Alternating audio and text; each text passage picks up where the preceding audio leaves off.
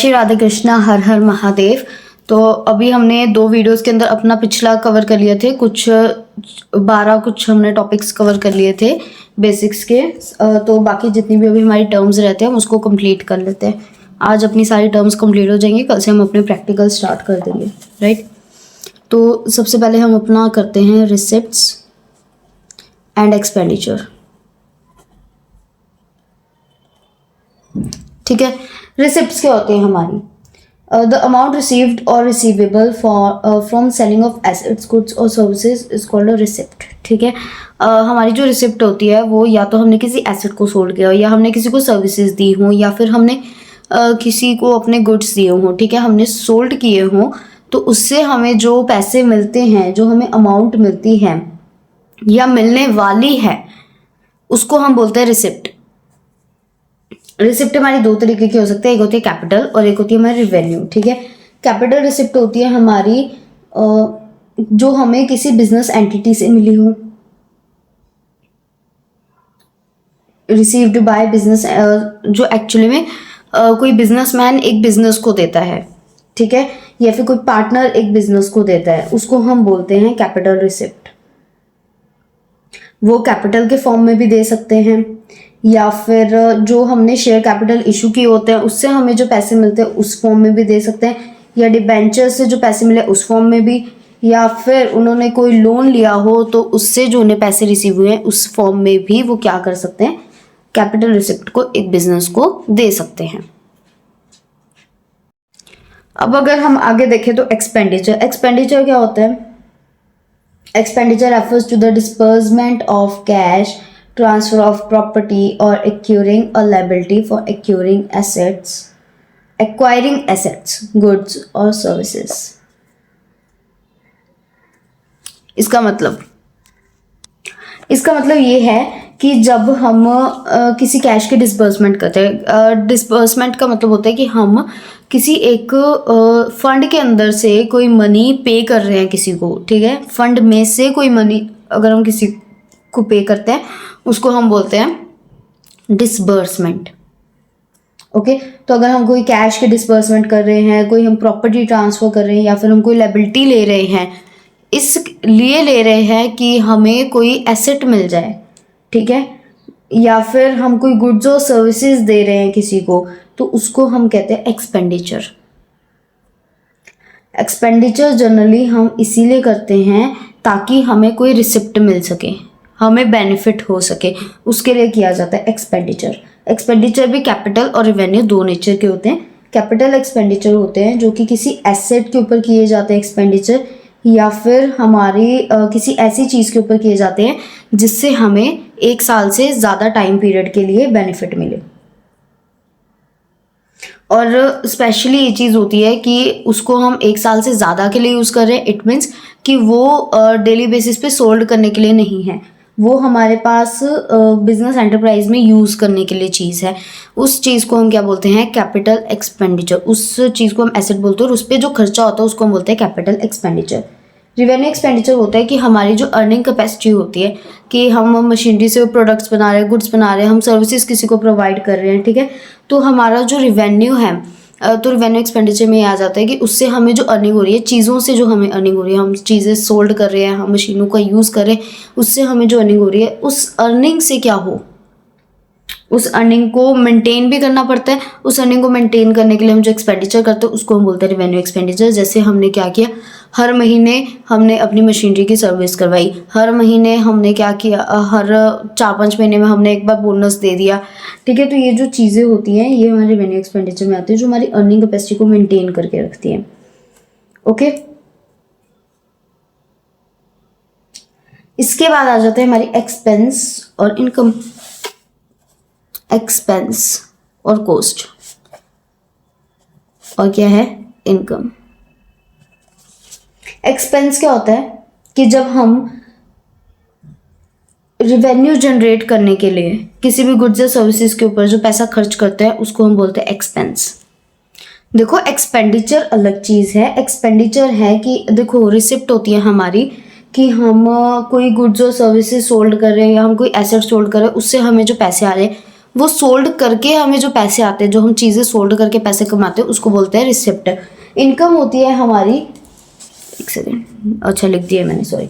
Income होती है हमारी कि जब हमारी किसी भी हम प्रॉपर्टी को, जैसे कोई हमारी मशीनरी है, लैंड है, बिल्डिंग है, कोई भी चीज़ है हमारी, कोई भी एसेट को यूज़ करके जब हम अपनी अर्निंग को इंक्रीज कर लेते हैं तो उसको हम बोलते हैं इनकम। जब हम किसी चीज़ को सोल्ड करते हैं, ठीक है, उससे हमें जो पैसे आते हैं उसको रिसिप्ट बोलते हैं। और जब हम किसी चीज़ के यूज़ से अपनी अर्निंग को इंक्रीज करते हैं, स्पेशली प्रॉपर्टी के यूज़ से अगर हम अपनी अर्निंग को इंक्रीज कर रहे हैं, ग्रोस अर्निंग को, उसको हम बोलते हैं इनकम। ठीक है। एक्सपेंडिचर होता है कि जब हम अपनी रिसिप्ट को बढ़ाने के लिए कोई खर्चा कर रहे हैं, या कैश के डिस्बर्समेंट कर रहे हैं, कोई प्रॉपर्टी ट्रांसफ़र कर रहे हैं, या हम कुछ और कर रहे हैं, ठीक है, कि हमें एसेट मिल जाए ज़्यादा से ज़्यादा, या हमारी रिसिप्ट इंक्रीज़ हो जाए, ठीक है, यानी हमारी सोल्ड इंक्रीज़ हो, हमारी सेल्स इंक्रीज़ हो, उसको हम बोलते हैं एक्सपेंडिचर। लेकिन इन गुड्स और सर्विसेज को बनाने के लिए जो खर्चा आता है उसको हम बोलते हैं एक्सपेंस। ठीक है। आई होप इतना समझ में आ गया होगा अच्छे से। ठीक है, ये चारों टर्म्स अच्छे से क्लियर हो गई होंगी। इन शॉर्ट अगर हम इनकम को देखें तो हमारा जो टोटल रिवेन्यू होता है, ठीक है, हम जो रिवेन्यू क्या होता है, एक सेकंड बताती हूँ, मैं देख रही हूँ तुम्हारी टर्म है या नहीं इसके अंदर रिवेन्यू की। अगर दी होगी तो उस अकॉर्डिंग बताऊंगी, अदरवाइज अपने अकॉर्डिंग। ओके, दी नहीं हुई आपकी बुक में तो मैं बता देती हूँ रिवेन्यू क्या होता है। रिवेन्यू एक्चुअल में हमारी जब भी हम कोई बिजनेस का ऑपरेशन करते हैं, ठीक है, हमें जितनी भी इनकम होती है, देखो रिवेन्यू एक्चुअल में होता है कि हम, देखो इनकम के अंदर से हम क्या करते हैं, सारा का सारा एक्सपेंस माइनस कर देते हैं, हमें जितने भी पैसे हमारे हाथ में आते हैं। एक्चुअल में revenue almost equal to the receipt. Okay, वो ऑलमोस्ट रिसिप्ट के इक्वल होती है। जितना भी हमारा एक कंपनी का ऑपरेशन है, ठीक है, देखो एक रिसिप्ट के अंदर आ जाते हैं, या तो हमने एसेट सोल्ड किए, गुड्स और सर्विसेज। इसके अलावा जितने भी कंपनी के ऑपरेशन होते हैं उसमें से जितना भी पैसा आता है वो सारा का सारा हमारा क्या होता है, रिवेन्यू होता है। और उस रिवेन्यू में से जब हम अपने सारे खर्चे निकाल देते हैं तो वो हमारी इनकम बन जाती है। ठीक है, इन शॉर्ट कि रिवेन्यू एक्सपेंसेस को सब्ट्रैक्ट करने से पहले हमारी जितनी भी ग्रॉस इनकम होती है उसको हम कहते हैं रिवेन्यू। ठीक है, ये सारी टर्म्स हैं, धीरे धीरे समझ में आएंगी, एक साथ समझ में नहीं आती हैं। मे बी आज से ही, अगर आज जल्दी हमारी टर्म्स हो गई कंप्लीट तो हम आज से प्रैक्टिकल स्टार्ट करने देखेंगे, 1 या 2 कर लेंगे। इसके बाद है हमारे पास प्रॉफिट और गेन लॉस। 3 है, प्रॉफिट गेन लॉस। कौन सी है, प्रॉफिट गेन लॉस। ठीक है, तो अब इसमें क्या है, देखो profit, excess of revenue over expenses during an accounting year from the normal course of business activities is known as profit.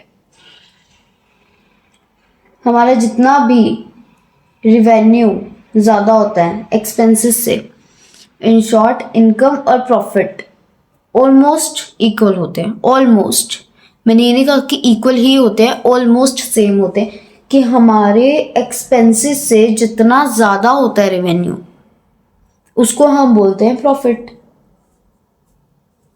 लेकिन वो एक स्पेसिफिक पीरियड ऑफ टाइम के लिए, यानी जैसे एक सिंगल अकाउंटिंग पीरियड के लिए। अब प्रॉफिट हमारे 2 तरीके के होता है, एक होता है हमारा ग्रॉस प्रॉफिट, एक होता है हमारा नेट प्रॉफिट। ग्रॉस प्रॉफिट हमारा क्या होता है, रिवेन्यू फ्रॉम सेल्स, हमारी सेल से जितना रिवेन्यू आता है उसको, या फिर सर्विसेज रेंडर करके हमारा जितना भी रिवेन्यू आता है उसको, और हमारे जितने भी डायरेक्ट एक्सपेंसेस हैं उनको अगर हम माइनस करते हैं हमारा आ जाता है ग्रॉस प्रॉफिट। और ग्रॉस प्रॉफिट में से अगर हम अपने इनडायरेक्ट एक्सपेंसेस को माइनस करते हैं हमारे पास आ जाता है हमारा नेट प्रॉफिट। ओके,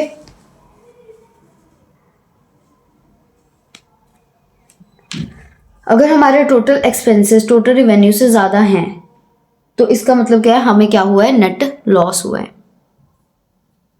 ओके, अब गेन क्या होता है, अब इन सारी टर्म्स हैं, इतनी सारी मिलती जुलती हैं, कंफ्यूज हो गए, एक बार और वापस इसको पढ़ लेना, ठीक है। खुद से पढ़ना है, वीडियो से नहीं, खुद से एक बार पढ़ना है, तब पल्ले पड़ेगा क्या होती है ये चीज़ें। Gain is generation of income through sale of asset. अगर हम किसी एसेट की सेल कर रहे हैं, उससे हमें जो इनकम होती है उसको हम बोलते हैं गेन, ठीक है। इन शॉर्ट कि जैसे हमने रिसिप्ट में क्या था कि अगर हम किसी एसेट, गुड या सर्विसेज को सेल कर रहे हैं तो उसको हम रिसिप्ट कहते हैं, उससे हमें जो अमाउंट आ रही है, तो उसी का एक पार्ट क्या है, गेन है। अगर हम किसी एसेट को सोल्ड कर रहे हैं, उससे हमें जो इनकम आ रही है, उससे जो हमें अमाउंट आ रही है या आने वाली है, उसको हम बोलते हैं गेन। गेन एक ऑनर की इक्विटी को इंक्रीज करता है, ठीक है। जैसे हमने लैंड को सेल कर दिया, ठीक है, तो हम उसको वापस से किस चीज़ में यूज़ कर सकते हैं, शेयर्स को फोरफिटेड शेयर्स को वापस से री इशू करने में हम क्या कर सकते हैं, उस गेन को यूज़ कर सकते हैं। गेन हमारी क्या है, नॉन ऑपरेटिंग इनकम है, यानी हम रोज एसेट नहीं सोल्ड करते, हम कभी कभी अपने एसेट्स को सोल्ड करते हैं, okay. So gain is a non operating income. Operating income क्या होती है, जो हमारी डेली कोर्स में यूज होती हैं। इसके बाद आ जाता है लॉस। लॉस क्या है हमारा, जब हमारे एक्सपेंसेस रेवेन्यू से ज़्यादा हो जाते हैं, उसको हम लॉस कहते हैं। लॉसेस हमारे नॉर्मल भी हो सकता है, अब नॉर्मल भी। देखो नॉर्मल है कि हमने बहुत ज़्यादा खर्चा कर दिया, हमने गुड्स एक्सेस में बना दिए, इतना ज़्यादा लगना नहीं था, या एडवर्टीजमेंट पे बहुत खर्चा कर दिया, तो वो नॉर्मल है, ऐसा हो जाता है स्टार्टिंग में बिजनेस में। लेकिन जैसे फायर लग गई, चोरी हो गई, या रास्ते में सामान खराब हो गया, तो ये सारे क्या होते हैं, हमारे एबनॉर्मल लॉस होते हैं, ओके।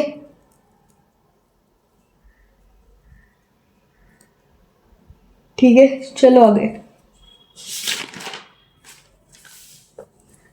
इसके बाद आता है हमारे पास revenue from operations, goods, stock.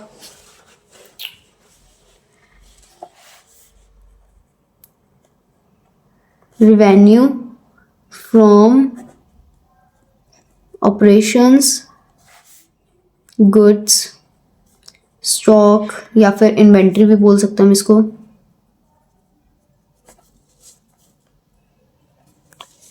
अब ये क्या होते हैं, देखो रेवेन्यू फ्रॉम ऑपरेशंस क्या होता है, ठीक है। तो रेवेन्यू फ्रॉम ऑपरेशन में आ जाता है हमारे पास, देखो revenue is the monetary expression of the aggregate products or services transferred by an enterprise to its customer during a period of time।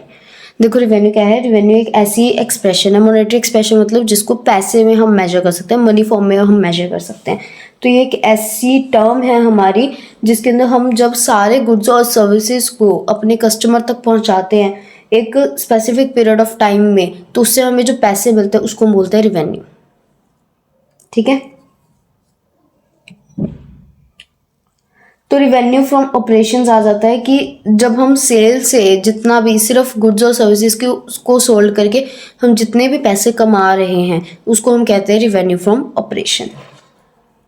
Goods होते हैं हमारे वो सारे आइटम्स या कमोडिटीज़ जिसमें एक बिजनेस डील करता है, यानी अगर एक बिजनेस फर्नीचर बेचता है तो फर्नीचर उसके लिए गुड्स हुए। अगर एक बिजनेसमैन जैसे जेठालाल है वो क्या बेचता है, इलेक्ट्रॉनिक का सामान बेचता है, तो TV, fridge, washing machine, mobile phones, ये सब उसके लिए क्या है, उसके गुड्स हैं, ओके। जैसे बीडे ट्यूशन पढ़ाता है तो सर्विसेज उसके लिए उसकी गुड्स हैं, सर्विसेज अलग होती हैं, गुड्स अलग होती है। मतलब जैसे माधवी भाभी हैं हमारी, वो क्या बेचती हैं, अचार पापड़, तो अचार पापड़ जो है वो उनके लिए उनके गुड्स हैं, ठीक है। बाकी लोगों के लिए वो क्या है, खाने की चीज़ें हैं, नॉर्मल है ना, लेकिन उनके लिए वो उनका बिजनेस है, उनके गुड्स हैं। तो एक बिजनेसमैन जिन चीज़ों के साथ डील करता है, एक बिजनेस जिन चीज़ों के साथ डील करता है रेगुलरली, उनको सोल्ड करता है, परचेज करता है, उसको कहते हैं गुड्स, ठीक है। अब स्टॉक क्या होता है, स्टॉक होता है कि जब हमने किसी भी गुड्स को सोल्ड पर्पस से अपने पास संभाल के रखा हुआ अभी तक, कि कोई भी टेंजिबल प्रोडक्ट है जिसको हमने आगे जाके सोल्ड करना है, ओके, अभी हमने उसको सोल्ड नहीं किया है बट हमने आगे जाके उसको सोल्ड करना है, उसको हम कहते हैं स्टॉक या इन्वेंट्री, या तो हम सामने वाले पर्सन को दे देंगे उसको, तो वो आगे उसको सोल्ड करेगा, तो वो भी हमारे लिए स्टॉक है। या सामने वाला पर्सन उसको कंज्यूम कर रहा है यानी उसका यूज़ कर रहा है, उसको भी हम क्या कहेंगे, स्टॉक ही कहेंगे, अगर अभी तक वो सामान हमारे पास रखा है और हमारा बिका नहीं है। ठीक है। ट्रेड रिसीवेबल एक होता है trade payable. Trade receivable and trade payable.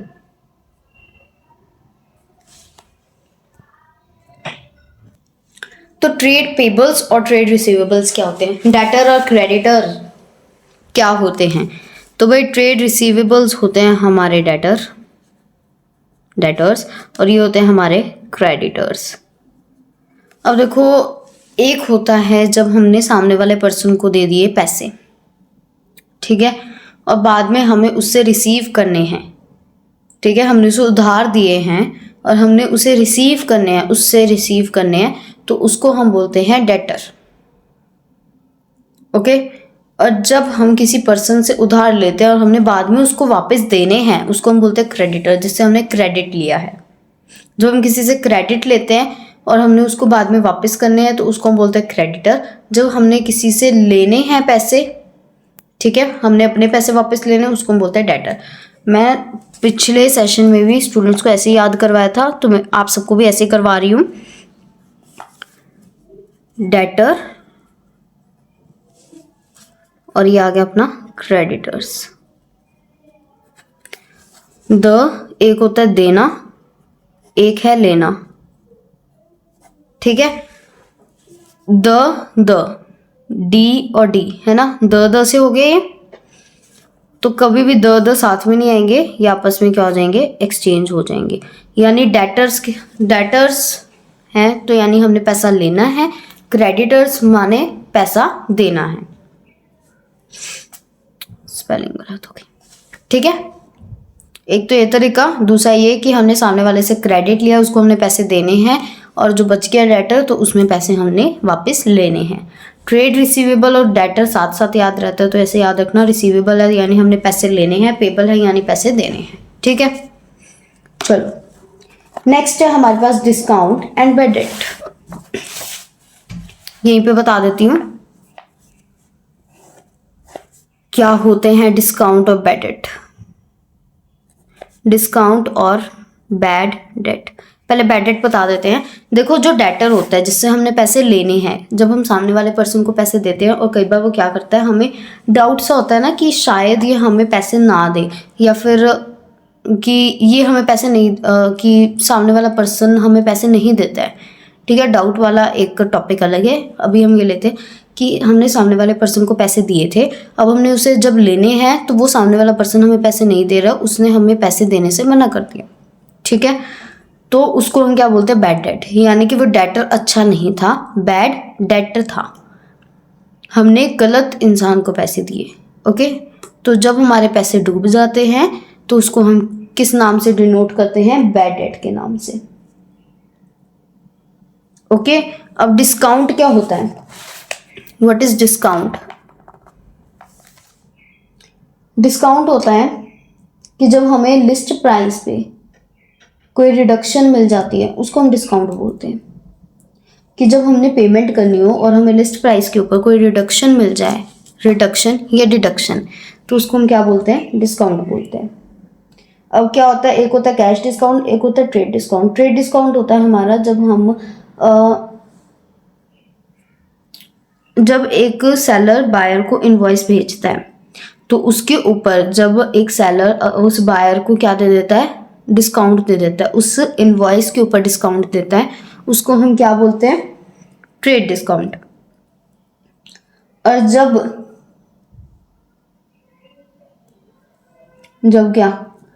जब एक बायर सेलर को पेमेंट करता है और उस पेमेंट के टाइम पे वो क्या ले लेता है, उससे डिस्काउंट ले लेता है कि मैं इतने की नहीं इतने की पेमेंट करूंगा, उसको क्या बोलते हैं, कैश डिस्काउंट। ठीक है, आगे बैलेंस शीट आगे समझाई जाएगी आपको, बुक वैल्यू आगे बताते हैं, बुक्स ऑफ अकाउंट्स नहीं है आपके काम का। Cost of revenue from operation, इसका क्या मतलब है? इसका डायरेक्ट फॉर्मूला करो जी।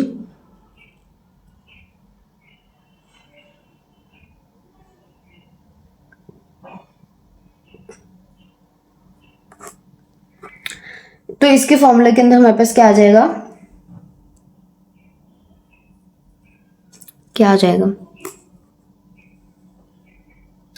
इसके अंदर हमारे पास ये आ जाएगा कि हमारे जो ओपनिंग स्टॉक होते हैं, देखो कॉस्ट ऑफ गुड्स सोल्ड को ना मैं 2 मिनट रुक के करवाती हूँ आपको, क्योंकि इट विल टेक टाइम। अगली क्रेडिटर और डेटर की वो करवा देती हूँ।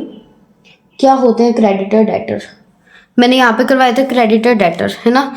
देखो ट्रेड रिसीवेबल और ट्रेड पेबल होता है हमारी जब हम किसी कैश से डील करते हैं, तो हम ये 2 वर्ड्स यूज़ करते हैं। जब हम गुड्स से डील कर रहे हैं कि हमने क्रेडिट परचेज की या हमने क्रेडिट सेल्स की, तो हम क्या करते हैं, इन दोनों से डील करते हैं, इन 2 वर्ड्स के साथ, ठीक है। डेटर क्या करता है, क्रेडिट सेल करता है, क्योंकि वो सामने वाले को क्रेडिट में दे रहा है और बाद में उसने क्या लेना है, पैसे वापस लेने हैं, तो इसलिए क्या करता है, क्रेडिट सेल करता है। और ये क्या करता है, क्रेडिट परचेज करता है, ठीक है। इसके बाद आपके पास आता है डेबिट और क्रेडिट साइड। जो लेफ्ट साइड है वो डेबिट है, जो राइट साइड है वो क्रेडिट साइड है। डेप्रिसिएशन होता है जब हमारी किसी भी एसेट के अंदर, जो हमारी फिक्स्ड एसेट होती है उसके अंदर, जब भी हमारा किसी भी रीज़न से उसकी वैल्यू रिड्यूस होती है तो उसको हम डेप्रिसिएशन बोलते हैं। चाहे वो वियर एंड टियर हो, एक्सीडेंट हो, पैसेज ऑफ टाइम हो, ऑब्सोलेंस हो, या फिर न्यू टेक्नोलॉजी के कारण हो, या कुछ भी हो,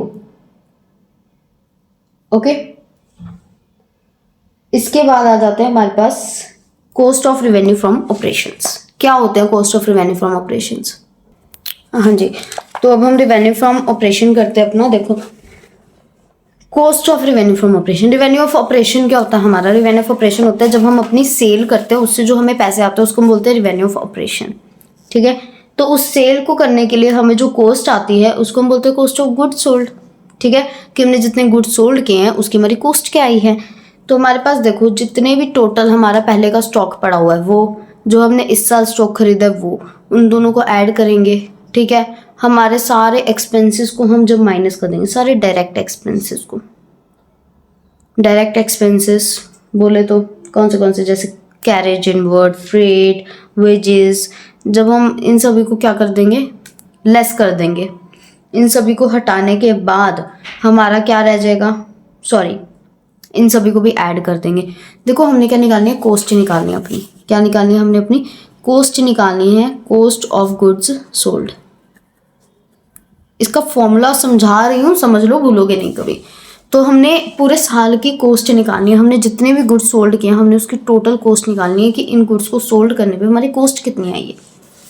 सबसे पहले तो जो हमारा ओपनिंग स्टॉक है, ओपनिंग स्टॉक कौन सा होता है? जो हमारा पिछले साल का स्टॉक रह जाता है उसको हम क्या बना देते हैं, इस साल में ओपनिंग स्टॉक बना देते हैं कि पहले हम क्या करेंगे, इसको बेचेंगे।